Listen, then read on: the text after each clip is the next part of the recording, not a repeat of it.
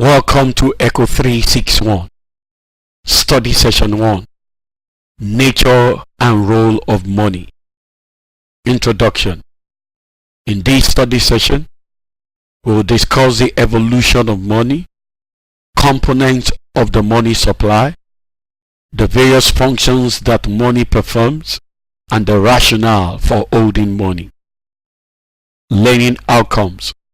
When you have studied this study session, you should be able to explain the essence of money in an economy. Evolution of money. Money is anything that is generally acceptable as means of payment or medium of exchange and in settlement of debt.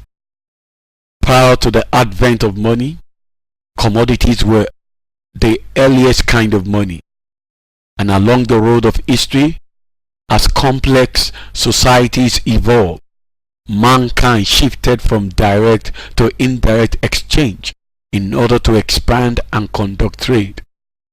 The direct exchange is also known as trade by barter exchange, which consists of the exchange of goods for other goods. The basic problem with the direct exchange is that it lacked divisibility and coincidence of want. Under the direct exchange, you could only conduct trade if both parties to trade desired the other's goods.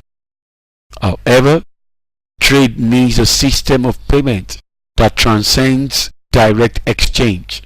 Money was invented as a medium of exchange. As societies evolved and the division of labor became more complex, the diverse needs and wants of the economic system became more refined. The invention of money allowed a market to develop for the trading of goods and services that was able to meet the needs of developing societies. Money gradually developed into a medium of exchange that is used in trade.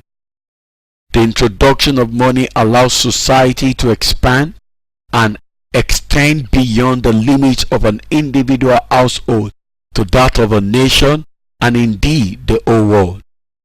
Money solved the two basic problems created by direct exchange, which were indivisibility and the coincidence of wants. Money became a unique commodity used to transact trade and commerce between diverse cultures and nations. A secondary function of money was that it also facilitates credit transactions, which were simply the exchange of present goods for future goods. Money is a commodity in its own right, with its own unique properties. According to Rothbard 1990, money is not an abstract unit of account, divisible from a concrete good. It is not a useless token, only good for exchange. It is not a claim on the society. It is not a guarantee of a fixed price level. It is simply a commodity. It differs from other commodities in being demanded mainly as a medium of exchange. Aside this function, it is a commodity, and like other commodities, it has an existing stock. It faces demand by people to buy and hold it, etc. Like other commodities, its price in terms of other goods is determined by the interaction of its total supply or stock and the total demand by people to buy and hold it. In explaining the origin and the role of money, it is important to note that the origin and development of money came into being through direct exchange. Eventually, as trade developed, one particular commodity became more desirable to own than other. Prior to the advent of money, there was credit. Credit preceded the coining of money. Historical documents dating back to the Sumerian civilization, circa 3000 BC, revealed that the ancient world had developed a formalized system of credit based on two major commodities, grain and silver. Before coins, metal loans were based on weight. Archaeologists have uncovered pieces of metal that were used in trade in Troy, Minoan, and Mycenaean civilization, Babylonian, Assyrian, Egypt, and Persia. Prior to money loans of grain and silver served to facilitate trade. Silver was used in town economies, while grain was used in the country. Eventually, the demand for a certain type of goods outstripped the demand for other commodities. In matters of trade, certain types of commodities were in high demand and became universally accepted in trade between buyers and sellers. As given earlier, loans of silver and base metals were already used as a means of facilitating credit. Thus, the precious metals emerged as a commodity of choice. At this point, money came into existence as a commodity used as a medium of exchange. Birth of money. The official birth of coined money was around the first millennium BC.